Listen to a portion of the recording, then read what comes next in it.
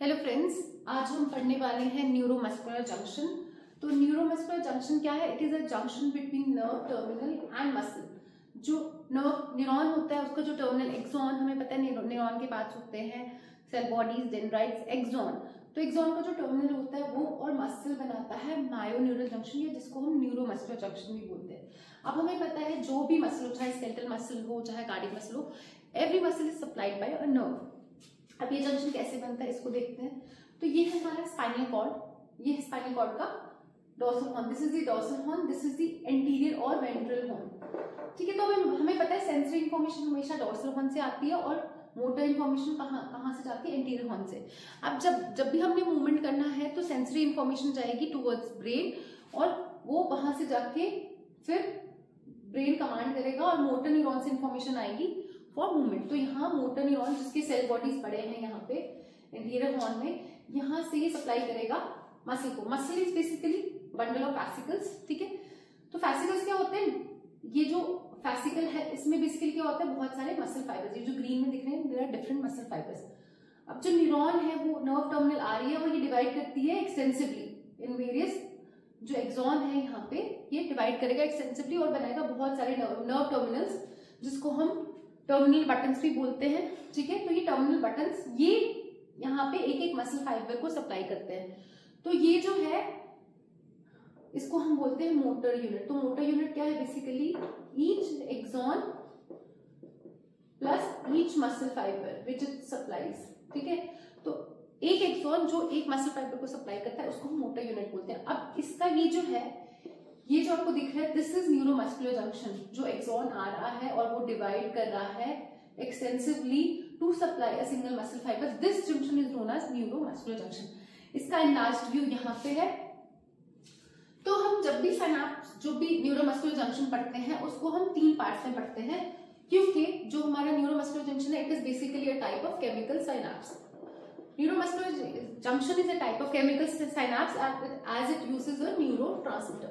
तो जब भी हम पढ़ते हैं उसको हम तीन पार्ट्स में पढ़ते हैं। This is your pre synaptic terminal, ठीक है, pre synaptic. This is your synaptic part, जिसको हम सिनैप्टिक क्लेफ्ट भी बोलते हैं, and this is your post synaptic part. तो जब भी हमने न्यूरोमस्कुलर जंक्शन को पढ़ना है, pre synaptic part, synaptic part, post synaptic. Pre synaptic ये है, ये जो नर्व टर्मिनल है, this is your pre synaptic part which is your neuron वाला part which is your nerve terminal.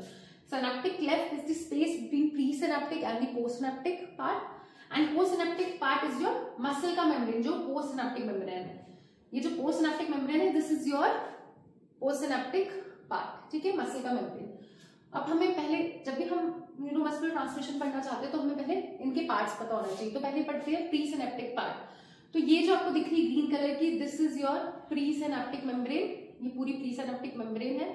इसके ऊपर क्या क्या होता है? Voltage gated sodium channels, voltage gated calcium channels. फिर यहाँ पे क्या होता है? कोलिन ट्रांसपोर्टर्स, क्योंकि हमने क्या बनाना है यहाँ पे? Acetyl choline.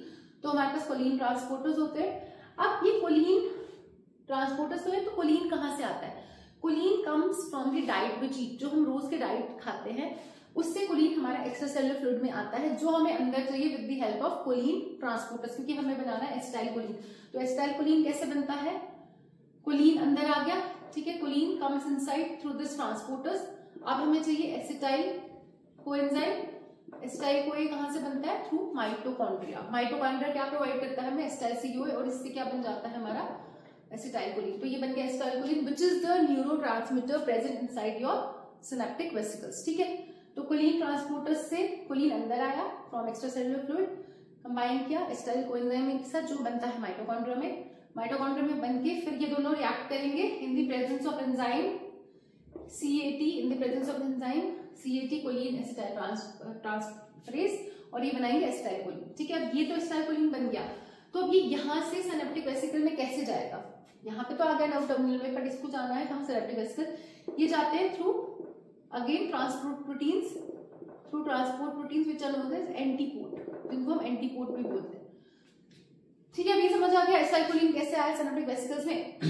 अब एक और चीज इसमें इंपॉर्टेंट है, जहां पे ये आपके सिनैप्टिक वेसिकल्स कंसंट्रेटेड होते हैं उस जगह को हम एक्टिव जोन्स बोलते हैं। ठीक है, where calcium channels are concentrated, where synaptic vesicles are concentrated, these areas are known as active zones of the presynaptic membrane. presynaptic membrane का ही पार्ट है, बट उसको हम एक्टिव जोन बोलते हैं. और क्या इंपॉर्टेंट चीज है यहाँ पे, जो सिनेप्टिक वेसिकल्स है उनके मेम्ब्रेन पे होता है V snare protein. Very very important, V snare protein होता है कहाँ पे, सिनेप्टिक वेसिकल के मेम्ब्रेन पे, तभी वी है. और जो प्री सिनेप्टिक मेम्ब्रेन है उस पे होता है टी स्नेयर प्रोटीन. ठीक है, तो दो टाइप के प्रोटीन होते हैं.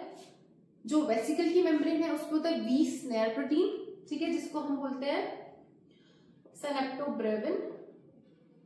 ठीक है, और जो प्री सिनेप्टिक मेम्ब्रेन है उस पे होता है टी स्नेयर प्रोटीन, जिसको हम बोलते हैं सिंटेक्सिन. तो ये दो प्रोटीन्स बहुत इंपॉर्टेंट है क्योंकि यही फ्यूजन करवाएंगे वेसिकल्स का प्री सिनेप्टिक मेम्ब्रेन के साथ.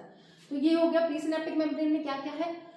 सिनेप्टिक क्लेफ्ट स्पेस होती है between presynaptic and postsynaptic membrane, और ये सिर्फ 20 नैनोमीटर्स वाइड होती है. It is only 20 nanometres wide, बहुत छोटी सी एरिया. इसके अंदर होता है हमारा कोलिन एस्ट्रेज एंजाइम्स, जो डिस्ट्रॉय करता है एसिटाइलकोलिन, क्योंकि हम ये नहीं चाहते एसिटाइलकोलिन बहुत देर तक यहाँ पे रहे. ठीक है, कोलिन एस्ट्रेज एंजाइम्स होता है कहाँ पे, सिनेप्टिक क्लेफ्ट में, which destroys the acetylcholine enzyme. Last होता है हमारा postsynaptic membrane which is thrown into folds, जैसे कि आप देख रहे हैं, these are known as junctional folds. इनको जंक्शनल फोल्ड्स भी बोलते हैं या इनको ही सब न्यूरल क्लेफ्ट्स भी बोलते हैं. इससे इंक्रीज हो जाता है सरफेस एरिया. यहाँ पे प्रेजेंट होता है हमारा एन एसिटाइलकोलिन रिसेप्टर, मतलब nicotine acetylcholine receptor. This is a ligand gated receptor. ये लाइगेंड गेटेड रिसेप्टर, तो जब भी एसिटाइलकोलिन बाइंड करेगा यहाँ पे एसिटाइलकोलिन रिसेप्टर पे, तो ये क्या करेगा, सोडियम का इन्फ्लक्स करेगा, तभी यहाँ पे एक्शन पोटेंशियल जनरेट होगा. ठीक है, तो पोस्टसिनेप्टिक मेम्ब्रेन पे क्या है, acetylcholine receptor which is nicotinic type. और जब भी एसिटाइलकोलिन डिफ्यूज होके एसिटाइलकोलिन रिसेप्टर पे आएगा, it will allow the entry of sodium which will lead to production of end plate potential which will lead to generation of action potential. अब हम इसको neuromuscular transmission को जल्दी से पढ़ लेते हैं, कुछ भी नहीं, बहुत आसान है. तो पहला स्टेप क्या है, पहला step is, first step is arrival of action potential. Arrival of action potential at the nerve terminal. तो सबसे पहले एक्शन पोटेंशियल आएगा. ठीक है, एक्सॉन हिलॉक पे जनरेट हो गया, अब नर्व टर्मिनल के थ्रू जा रहा है, तो क्या होगा, second opening of calcium channels. अब जैसे जैसे depolarisation, arrival of action potential means depolarisation, तो फिर क्या खुलेंगे, opening of calcium channel, voltage gated. अब कैल्शियम चैनल्स का खुलना क्यों जरूरी है, क्योंकि कैल्शियम बाहर से अंदर आएगा और कैल्शियम जरूरी है fusion of vesicle to the membrane. कैसे कराएगा, कैल्शियम अंदर आ गया. अब ये जो आप देख रहे हैं t SNARE protein, this is closed. ठीक है, ये अभी क्लोज्ड है, ये बेसिकली ऐसे बना होता है, ये क्लोज्ड है, तो ये इसके साथ जुड़ नहीं सकता. जब कैल्शियम बाइंड हो जाता है इसके साथ, तो ये बंद की जगह खुल जाता है और ये दोनों प्रोटीन्स वेसिकल को मेम्ब्रेन के साथ फ्यूज करते हैं. तो अब क्या होगा, calcium influx, calcium leads to fusion of vesicle with the membrane. ऐसे अब ये वेसिकल और मेम्ब्रेन फ्यूज हो गए, ये दिख रहा है आपको, और यहाँ हो गया एक्सोसाइटोसिस ऑफ इसका, exocytosis and acetylcholine releases into the synaptic cleft. तो तीसरा पॉइंट हो गया exocytosis. Third point will be fusion of vesicles, fusion of vesicles with the membrane. Fourth point will be exocytosis and release of acetylcholine. Fifth point will be diffusion into synaptic cleft, and last will be binding of acetylcholine to the nicotinic acetylcholine receptor. अब ये ligand gated है, तो ये bind करेगा और क्या करेगा, it will lead to opening of this channel, ligand gated channel, and lead to influx of sodium. अब जब सोडियम अंदर आ गया इस चैनल के, तो ये क्या करेगा, generation of end plate potential. End plate potential, end plate potential is जो मोटर एंड प्लेट, इसको मोटर एंड प्लेट भी बोलते हैं. तो एंड प्लेट पोटेंशियल जनरेट हुआ when it will reach to the threshold. जब ये थ्रेशोल्ड रीच करेगा तो क्या होगा, generation of action potential. Generation of action potential and muscle की मूवमेंट जो हम चाहते हैं. तो ये है सारा न्यूरोमस्कुलर ट्रांसमिशन के स्टेप्स. एक बार मैं फिर रिपीट करती हूँ. First is arrival of action potential at the neuron which means depolarisation which will lead to opening of calcium channel, खुल जाएंगे. अब कैल्शियम का इन्फ्लक्स क्यों इंपॉर्टेंट है, क्योंकि हम चाहते हैं फ्यूजन हो जाए मेम्ब्रेन का वेसिकल्स के साथ. वेसिकल की मेम्ब्रेन पे होते हैं v snare protein which is your synaptobrevin, और मेम्ब्रेन पे होते हैं t SNARE protein which is syntaxin. Normally syntaxin के बाइंडिंग साइट क्लोज्ड होते हैं, तो जब कैल्शियम इन्फ्लक्स होगा वो खुल जाएंगे और ये दोनों फ्यूज हो जाएंगे, वेसिकल और मेम्ब्रेन। फिर होगा एक्सोसाइटोसिस ऑफ एक्साइलकोलिन, वो डिफ्यूज हो जाएगा सिनेप्टिक क्लेफ्ट से। फिर ये बाइंड करेगा एक्साइलकोलिन रिसेप्टर पे विच is nicotinic type, this is ligand gated. अब ये क्या करेगा, ओपन कर देगा चैनल को, यहां से क्या होगा सोडियम का influx which will lead to generation of end plate potential. क्या बनेगा, end plate potential, and when it reaches the threshold it will lead to production of action potential which will lead to the movement, which will lead to the movement of muscle. So this is neuromuscular junction की anatomy and this is your neuromuscular transmission. I hope you like this video. Thank you so much.